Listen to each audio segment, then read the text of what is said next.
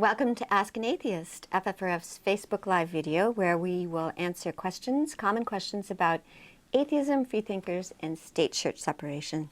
I'm Annie Laurie Gaylor. And I'm Dan Barker. Annie Laurie and I are co-presidents of the Freedom from Religion Foundation, which works to keep state and church separate and to educate about the views of non-theists. And we hope after watching today's show, you will want to become a member of the Freedom from Religion Foundation. I'm Andrew Seidel, FFRF's Director of Strategic Response, and Mike Huckabee is afraid of us. Huckabee's fearful fear-mongering is the topic of today's show. Remember that if you have a question, you can ask any of those questions at the Facebook comments or email askanatheist@ffrf.org. A few weeks ago, FFRF received a copy of a letter from one of our members. It's a fundraising letter that former governor of Arkansas and presidential candidate Mike Huckabee sent out on behalf of Citizens United. Yes, that Citizens United, the group that lends its name to the infamous 2010 Supreme Court decision. The letter runs to 10 pages, says that it will go out to 2 million people and seeks to raise $44 million.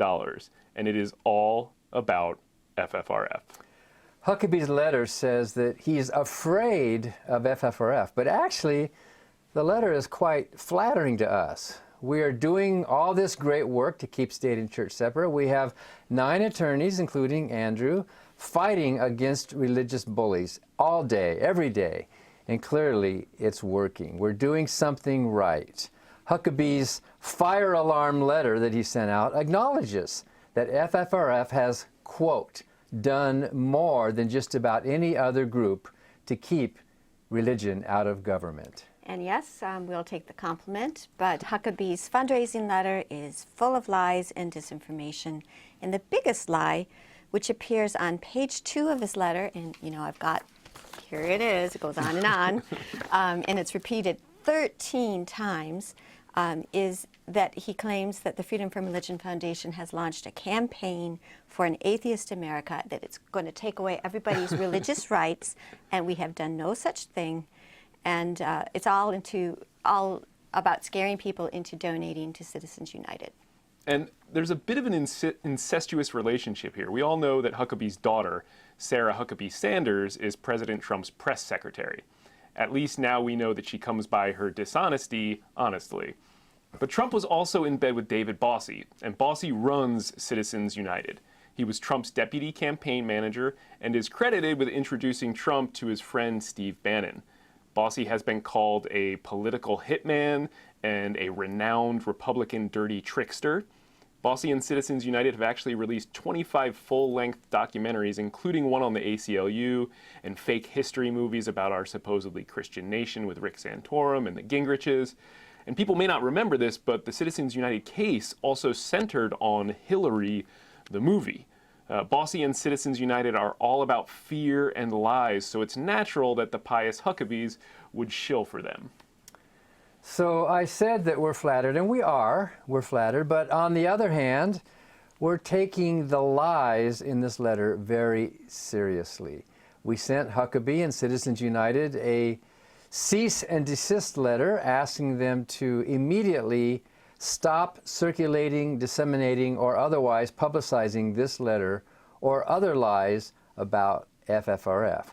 We also explained that we take legal issue with statements that are absurd, inflammatory, or wrong, but only the ones that rise to the level of libel, which there are some, quite a few, in this letter. And it's quite amazing to see the blatant lies and mistruths, but it is religion in a nutshell, lying to people and for more money and power. So we want to take a closer look at this scurrilous letter, and then we'll take your questions. And before we do that, I do want to remind everybody here and the viewers of the genesis of Citizens United, which one of our members, Rita Bell in Chicago, reminded me of, and I thank her for that. Roger Stone started it in 2008, of course expressly to oppose Hillary's first run for presidency. And it was originally called Citizens United, Not Timid. So if you If you spell that If you out. spell that out, that's the acronym. Citizens This United, horrible, not timid. horrible, lewd comment about women's bodies was what they originally started Citizens United as. So that's who we're dealing with. They dropped that, but boy, does that burn me up. Well, we have free speech in this country, don't we? Well, I think let's take a look at some of the speech they used in their letter. There were some pretty bad moments, but let's pull up the first graphic here. So you can see the letter. It says, from the desk of Mike Huckabee, governor of Arkansas. And right there in the beginning, he's addressing it to his friend. No date on it, just Wednesday afternoon. But that last paragraph, these anti-God zealots want to erase God from America, and they've made dangerous progress in recent years. And who's he talking about there? He's talking about the Freedom from Religion Foundation. Yeah, it's a 10-page letter expressly attacking FFRF. No other group, just us. It's all about FFRF. And the anti-God zealots is, I mean, that's kind of fun. He's, we aren't trying to erase God, and God is notably left out of the our Constitution. godless Constitution. That's right. That's really what he's really taking issue with the founders, and we're just seeking to enforce that Constitution. And speaking of zealots, he's the former governor of Arkansas, but he also is a former Fox TV host. I mean, he is a zealot. He's the zealot. So let's go ahead and look at the second post here. So this is the one that Annie Laurie mentioned in the beginning, our campaign for an atheist America. Now, you guys are the co-presidents of FFRF, so when did you launch the campaign for the atheist America? It doesn't sound that bad, but our group is an umbrella group for people of whatever non-religious persuasion, so we don't have a litmus test that you call yourself an atheist. Therefore, we don't have a campaign for an atheist America. We have a campaign for a secular America to reclaim our secular underpinnings, and that's what we've been doing for 40 years. And we're using the word campaign in a general sense of that's our purpose. We don't have any actual formal campaign for anything. We're not knocking on doors asking people to become atheists, although that might not be a bad idea, but we're certainly not going into churches dragging people out of pews. We're not shutting down churches. We're not in any way interfering with the free expression of religion. We're all for we work for the Establishment Clause, which keeps religion out of government, but we're all for the Free Exercise Clause. They're twin concepts that are found in the First Amendment. We need both of them. So is that's an untruth at least, or a lie that's in that letter, because we never said that, but they're putting it, I guess.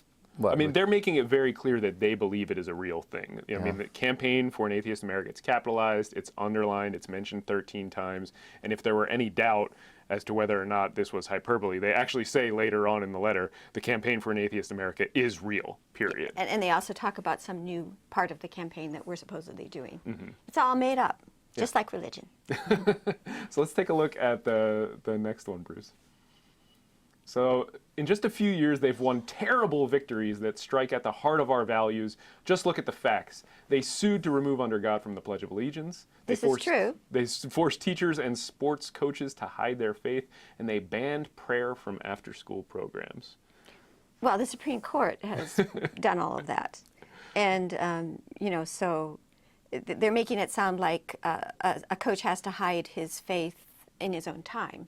No.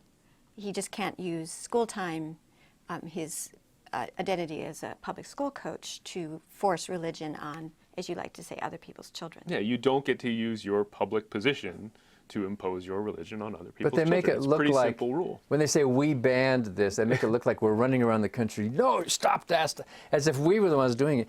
As if the police officer is to blame for giving you a ticket for breaking the speed limit, when it's really the law. Mm-hmm. And what we're trying to do is enforce that law. We're not making new law. Yeah, let's throw that one up again real quick, Bruce, because they did get the one right. We have sued to get under God out of the Pledge of Allegiance, and we will win that fight someday. Someday. But the other two are definitely wrong.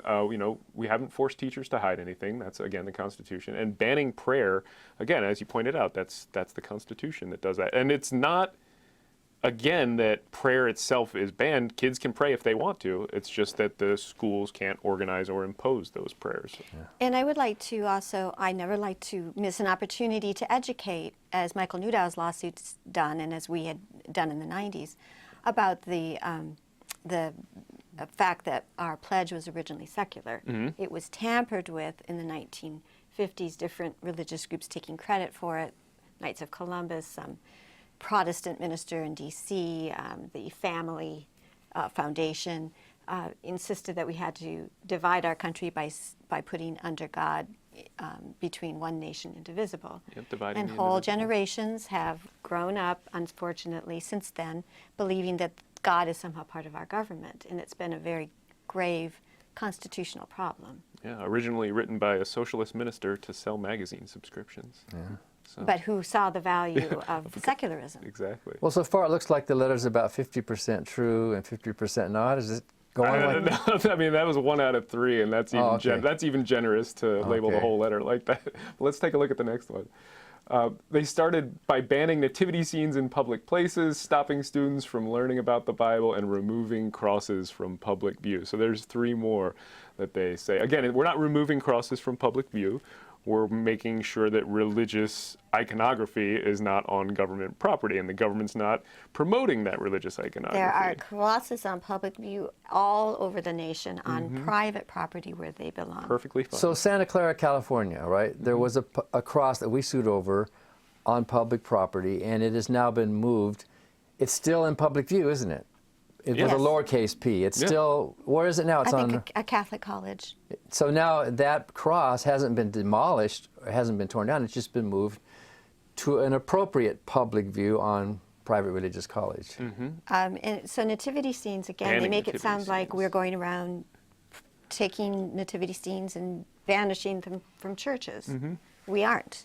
We're complaining as we can, as the law permits, when they are on governmental property. And of course, the law is a little bit of an ass on this issue, to quote Dickens. But we are able to remove a lot of nativity scenes, and they go on private property. And if you want to talk about nativity scenes being banned, FFRF's Exactly. Bill of Rights nativity was banned from the Texas State House Capitol, and we've actually had to sue over that. Imagine the governor of Texas banning a display of the Bill of Rights. And we don't. I guess we don't have a picture of that, but that's founding fathers gazing adoringly at a manger scene with the Bill of Rights because it was ratified on December 15th, 1791. I think That's it was. Bill of Rights Day. Yeah, Bill of Rights Day, and it just happens to be very close to the winter solstice, and we thought let's combine these 2 celebrations. And we are winning that lawsuit in federal court right now, and Governor Abbott has appealed to the appeals court. Yeah. So let's take a look at the next one. So we're really not so good on the truth meter so far. The Freedom from Religion Foundation, to the Freedom from Religion Foundation, you and I, this is Huckabee's addressee, are narrow-minded because we still believe in old-fashioned religious values, capitalized.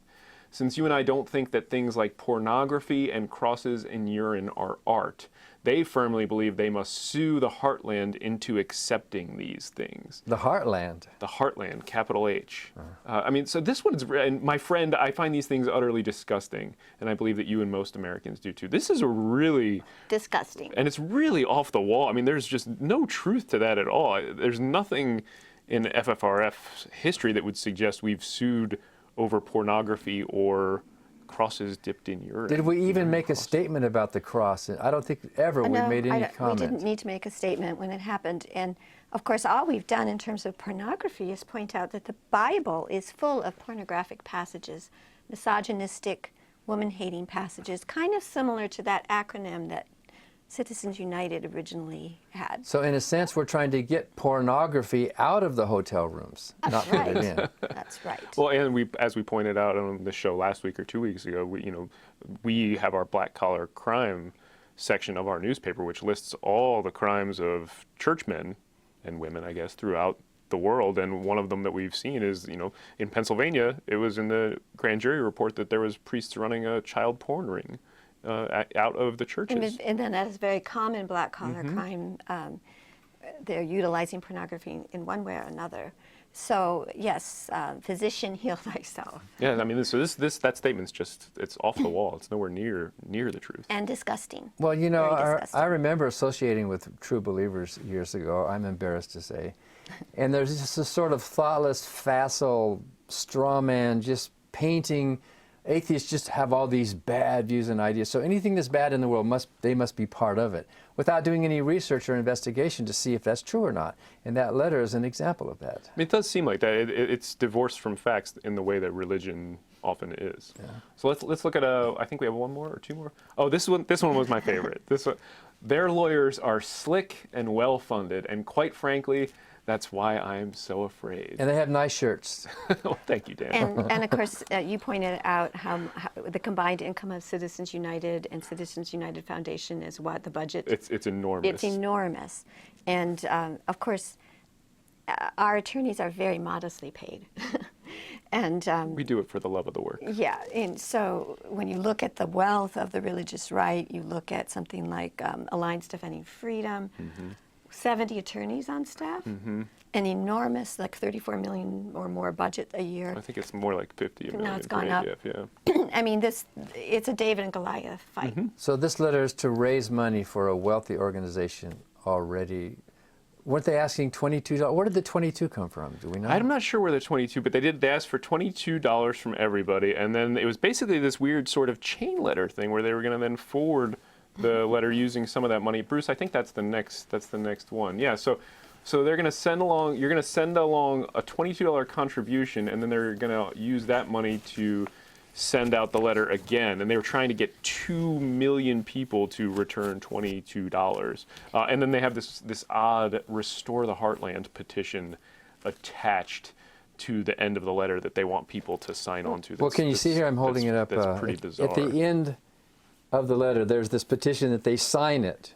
I think we're seeing that petition Yeah, right now. there. Oh, it's on the screen? Yeah, right there Okay. on the screen. Yeah, And what they were saying is every time FFRF sends a letter, writes a complaint about an entanglement of state-church separation, they're going to contact that community if you sign this petition and show how many people are against us. It's like mob rule. Yes, that's exactly what it is. They're saying, we don't have the law on our side, so instead we're going to get our pitchforks together, send all these petitions to this government body and say, hey, you know what? Ignore them. Ignore those angry out-of-town atheists and listen to the angry out-of-town Christians. And what even though good the is that law's going not to on do? our Just a side. bunch of letters?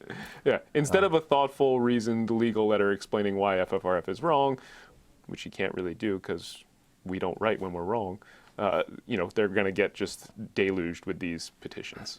Now, isn't it backfiring? I mean, aren't there people out there donating to FFRF? Well, as you know, we sent out a letter, an appeal letter, to all our members by email at least.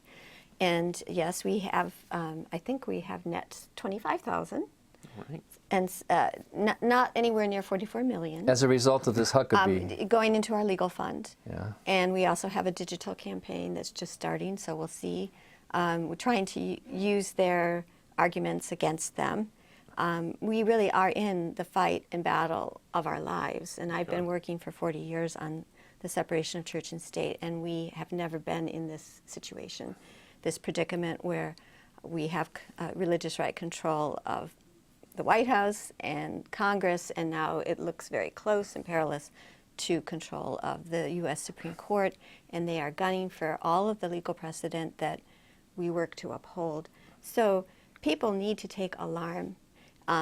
You need to support us or other state church groups and vote, and because everything's at stake right now, and Huckabee is just a symptom of what's going on. Amen.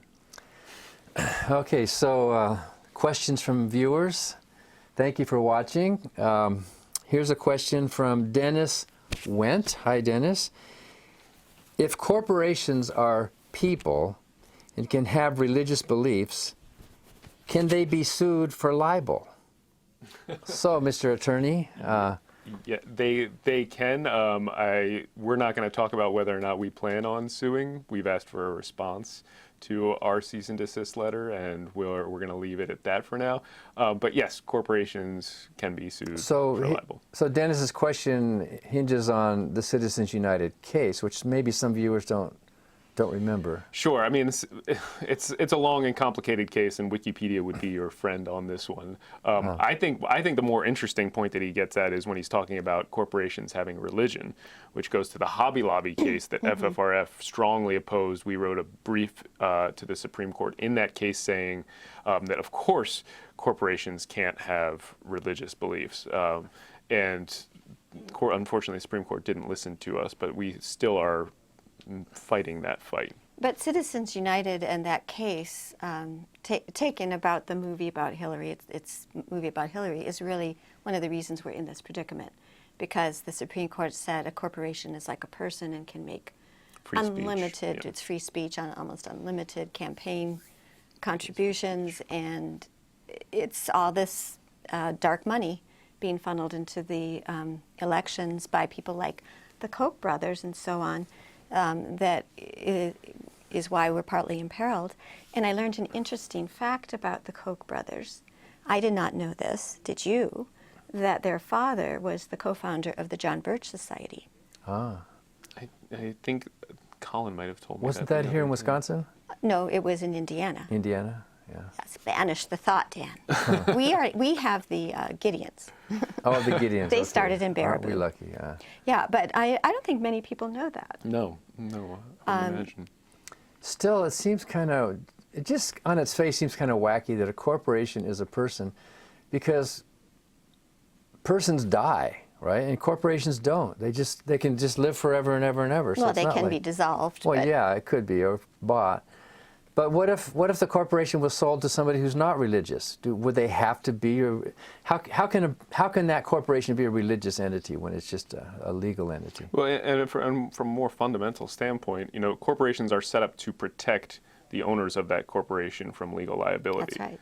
So they are getting the protection of this corporate entity and the way the law has structured it. But then and that's called actually the corporate veil. But then they're allowing their religion to flow through and infect it in a way. So it's a contradiction, isn't it? Absolutely is. It's supposed to be the opposite of being a person. Correct. When you incorporate. And here they are then claiming they have the same rights. So you mean More the Supreme Court made a bad decision? Is that Yeah, they did. Okay. Shocking. Thank you, Dennis. Here's another question from Taylor Odell.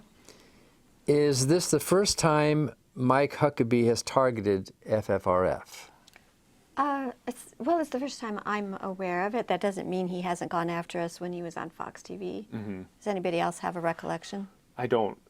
Certainly, we've never seen a 10-page letter dedicated to FFRF's work, distorting FFRF's work, fear-mongering about FFRF's work, and trying to fundraise off it like this. I don't think we've ever seen anything on this scale. It's a very, very cynical ploy, I might point out. I read that letter, and when you say 10-page letter, I mean it is. You get these big fundraisers that are pages and pages, but there's an awful lot of repetition in it. Oh, yeah. And then around page is. 7, he signs it somewhere around. Not at the end. He signs it somewhere in the middle, and then he says, P.S. Yeah, there's 2-page P.S. A P.S., which just reiterates the same points over again. It's very repetitive. It's just, recycle. By the way, did I forget to tell you this, that I told you 6 times already? Yeah, or it's one of these tropes about how you're supposed to fundraise, which I think are really very bad ideas. Very limited vocabulary here. And it also says something about their view of their audience. Yeah. I mean, the way they lie, the way they repeat the lies, they keep circling back to the same just catchphrases and religious right buzzwords. It's really it's garbage. Just on that front page, the good news right now is there's a shimmering spark of hope for all of us who believe in God's irreplaceable role in America. It's a hope I haven't seen since the days of Ronald Reagan. Well, you have to Ronald invoke. Reagan. Ronald Reagan's love for our country was contagious. I mean, wow. We it's have cynical. a Ron Reagan, don't we? We do. We have we have the good Ron on our side. So, are there any other questions? Are there questions? Yes, there is. Liz Mosconi. In the Harry Potter universe, they had Dumbledore's army. Mm-hmm. So why don't you start a tongue-in-cheek campaign for Atheist America? Instead of fighting against the magical dark arts, you can fight against Huckabee's misinformation. I would join that army, she says. So what do they, I'm not sure whose army we call it. Again, because we are open to everybody, we don't believe in litmus tests that you have to call yourself an atheist. We are always inclusive. But that's basically what we are doing, so we hope you will join us. We are like a secular Dumbledore's army right now. And I'm rereading Order of the Phoenix, in which Dumbledore's army pops up for the first time right now, actually, as we speak. I just finished that chapter last night. So would you join it? Would I? Yes, absolutely. I mean, I am. I'm a lifetime member of FFRF. I think if you want to join Dumbledore's army, you ought to be joining FFRF. That's basically what we do. There isn't a magic wand here. It just takes work and persistence and numbers. And we're 32,000. We would love to be, I had hoped to be 35,000. By the end of the year, we ought to be 100,000, 250,000. You get much more, you get much further in making complaints the more people you represent. So having freethinkers unite, it gives us a much more powerful voice. And there's that cliche that it's like herding cats to get non-believers together, but really, it's a pretty simple strategy. Yeah. Speak out and speak as one voice, speak united. Not citizens united, I guess. So well, one more analogy real quick, because Dolores Umbridge is the evil person in that book, and she's basically a bully with government power, and that's who we stand up to on a daily basis. That's what we're doing. I think there's no question that J.K. Rowling was invoking modern politics when Bush was president at that time. And I often think of this movie, I feel like we are in that kind of universe. And I just went to see the play, The Cursed Child. The Cursed Child in New York City. And when you come back, I shouldn't give it away, but when you come back from the, it's 7 hours. And when you come back from the break, all the staff there at the theater greet you with, Happy Voldemort Day. So you can see, it's a takeover. And I said, oh my gosh, that's like saying Happy Trump Day. And the employee was really offended. Yes, that would really be scary. But I mean, it's like a parallel universe, what's going on right now. It is. So we kind of shy away from the word army because that sounds militaristic, even though the Christians have onward Christian soldiers marching us to war, kind of a violent, armor metaphor. But I think a lot of people don't realize that in some of our legal cases, it's not just the atheists and agnostics. We also have religious people, religious liberals and progressives who agree with us that state-church separation is important.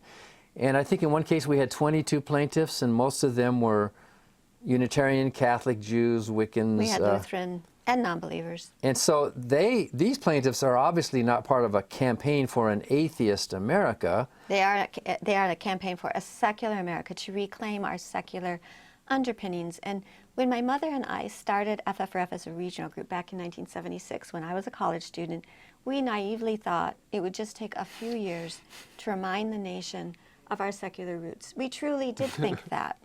And, Jerry Falwell was then the current guy in ascendancy. Now it's Huckabee, or whether name your person from the religious right. And we just thought, well, he was full of hot air, and we would be able to remind everybody that our nation was founded with a secular government, and it's up to individuals to choose their own beliefs, but the government may not have one. And now look at us. I mean, we didn't realize we were in for the fight of our lifetimes and beyond, but we are. By the way, speaking of Falwell and hot air, remember what Christopher Hitchens said about Jerry Falwell after he died? He said it at our conference. Mm-hmm. If Jerry Falwell had been given an enema, they could have buried him in a matchbox, he said. Mm-hmm. And he said that publicly. Too bad. Well, he was full of hot air. Yeah, full of a lot of hot stuff. Oh, he would just puff up as he preached. It was unbelievable. Okay, but on the other hand, wouldn't your mom have been kind of backwardly pleased that we're scaring somebody like Huckabee, that we have made so much advance, that we are part of that progress that's happening, that secular progress in the country?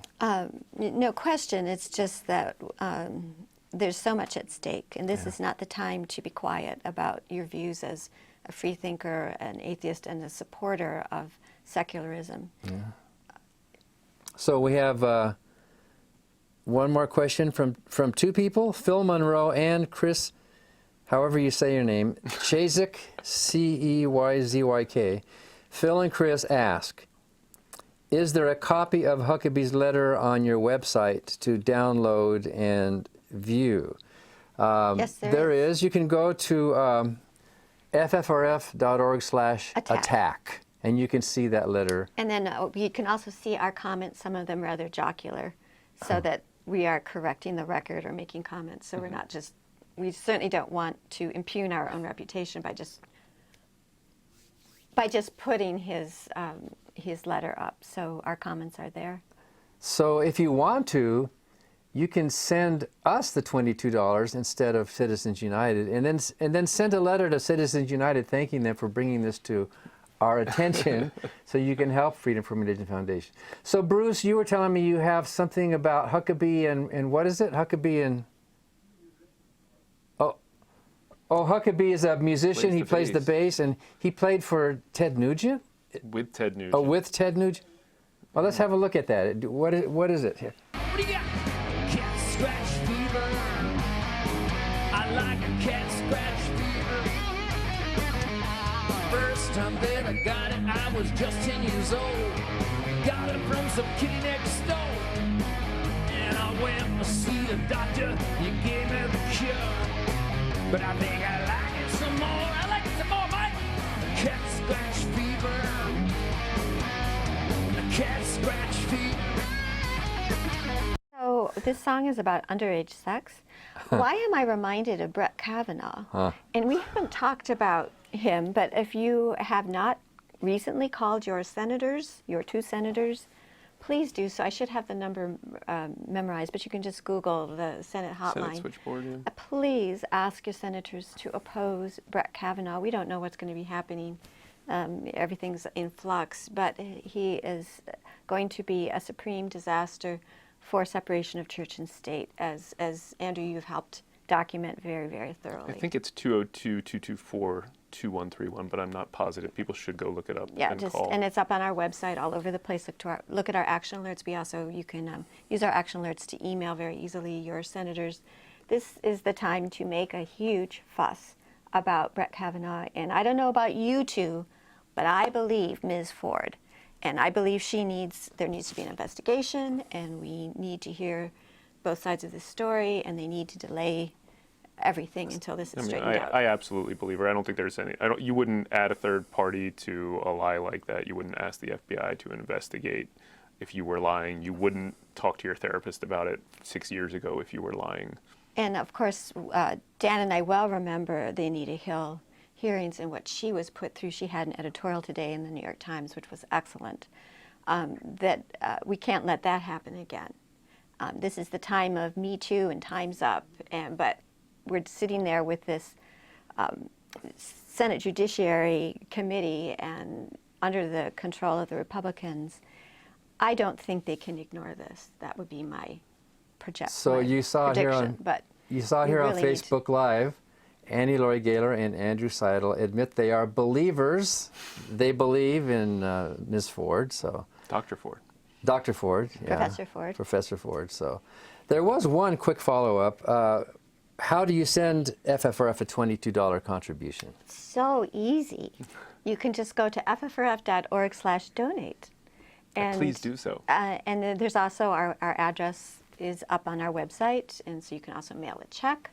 But the easiest way is ffrf.org/donate. You can just put in Freedom from Religion Foundation in Google if you prefer, and it's right there on the homepage, donate. And that question was from Ryan Baker. Well, Ryan, thanks for watching. I guess that's our show for today. And don't forget our convention in San Francisco, November 2 through 4.